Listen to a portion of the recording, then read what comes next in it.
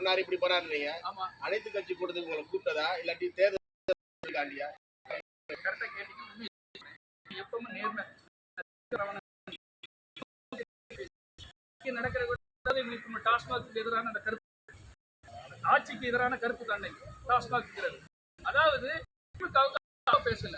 ஆனால் கரூர் சம்பவத்தில் அவங்க நியாயமா இல்லையாங்கிறது அன்னைக்கு ஒரே நாள் நைட்ல அவ்வளவு இடத்துக்கு போஸ்ட்மார்ட்டம் பண்ணி அன்னைக்கு அவ்வளவு இடத்துக்கு உதவிகள் பண்ணி அந்த விஷயத்தை கண்டவெல்லாம் வச்சாரா வைக்கலையா? அதை நான் சொல்றது என்னுடைய கடமை சார். நல்லது செய்தவங்களை கெட்டதுன்னு சொல்லக்கூடாது இல்லையா? அதை தான் சொல்றேன். முன்னாடி விஜய் விஜய் நான் திட்டலையே, பக்குவப்படணும் சொல்றேன். நல்லா புரிஞ்சுங்க, திட்டுறது வேற, பக்குவப்படணுங்கிறது வேற. திருப்பி உள்ள போறது காட்டியா? இல்ல வேண்டாம் வேண்டாம்னு சொல்லியிருக்கேன். தலைப்பை போதானே, அவர் தலைப்பை வச்சு பொழுதே நான் வாழ்ந்துக்கிடுவோம். இளம் விதவைகள் சாவு திமுக தான் சார் அதிகமாக இளம் விதவைகள் சாவு கடை அதிகமாக நீக்கினது திமுக. அதுக்கு விழிப்புணர்வு உருவாக்குறதுதான் நம்ம இதை பண்ணிருக்கோம். விழிப்புணர்வு உருவாகணுங்கிறதுக்காக நம்ம இதை பண்ணிருக்கோம்.